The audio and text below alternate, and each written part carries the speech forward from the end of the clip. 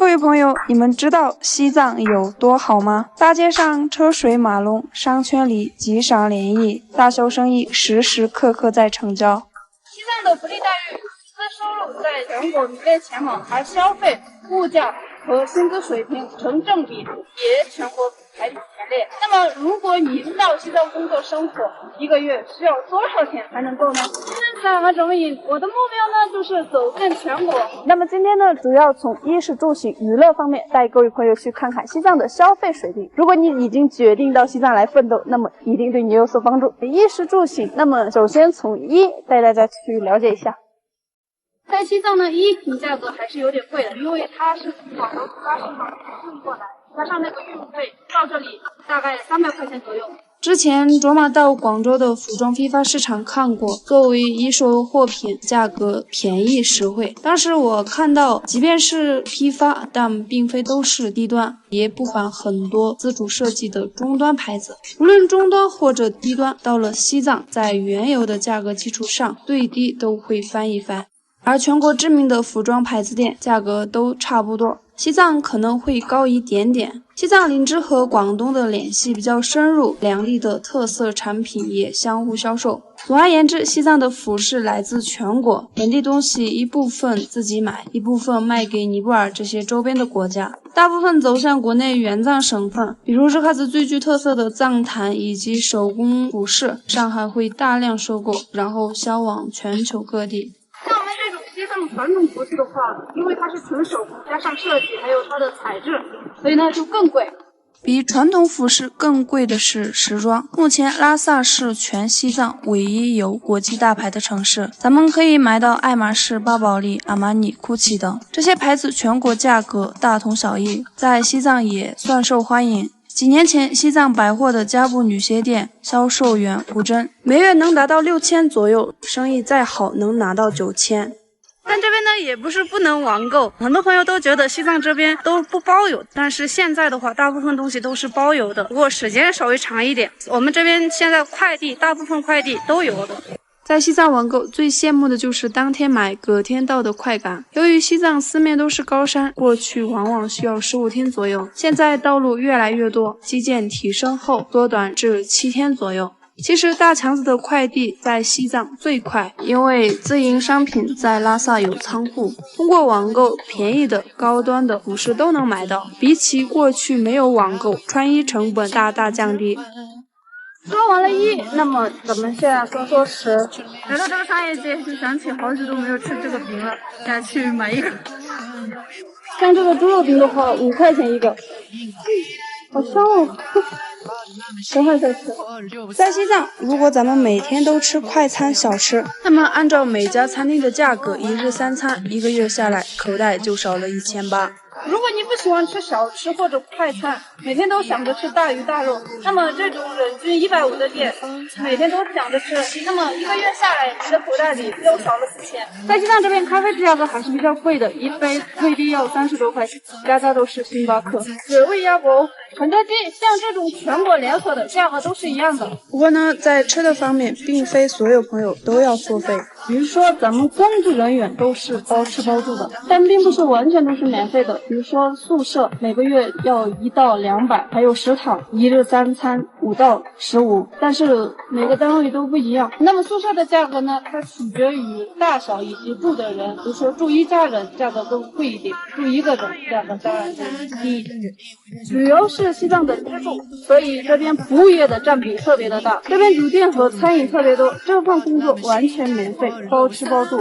服务业在西藏的工资并不算低，比如说领日还有4000左右，日喀则甚至能达到1500。其实最实惠的方法是自己买菜。过去蔬菜是西藏的奢侈品，除了萝卜、土豆这些，其余的种不活。对于藏族朋友来说，吃菜比吃肉还不得了。而现在有了更好的技术，海拔4000米也能生长蔬菜。目前的西藏，除了个别蔬菜种类从四川运送，基本都能满足自己。而蔬菜价格比起10几年前降低了2到3倍。多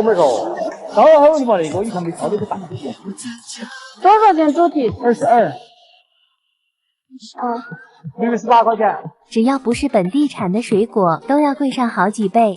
像我后面的这种草莓都是我们本地这边的草莓，价格也是比较便宜的。像我刚刚在里面问，菜的价格一般在几块钱、10块钱以下。牦牛肉的话，大概在45块钱一斤；猪肉的话也很便宜，现在就是10几块钱；土鸡的话在25块钱左右。在西藏，海鲜、鱼虾的消费也挺高。很多朋友可能觉得西藏不吃海鲜，但实际上呢，西藏海鲜网购在全国也是排名前列的。比如说生蚝，我朋友在西藏，他都基本上不敢吃，因为价格略贵。到了广州以后呢，他每天晚上都去吃，因为那边的价格比较便宜。就是说，在广州吃3个，咱们西藏就能吃1个。这里呢，就是西藏林芝打工人的港湾，来自全国各地的朋友都相聚在这里。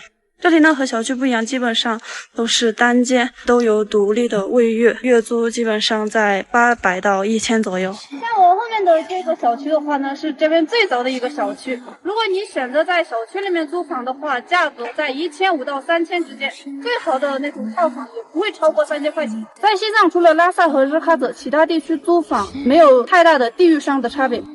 比如广州的花都区和天河区隔得比较远，所以呢它的发展也是不一样的。不像西藏这边地方比较小，所以呢价格上面不会有很大的差异。对于车的朋友来说，在市区它就是最好的起价是2块5，如果你把整个市区逛完，那就是差不多5块钱。像出租车的话，它会分2个区，一个是老区，一个是新区。老区的话就是10块钱，然后去新区的话就是15块钱。比如说去更远的地方，那就是20块钱左右。公交车方面一般是1块到2块，林芝公交车最远能去火车站，是整个西藏距离市区最远的站点。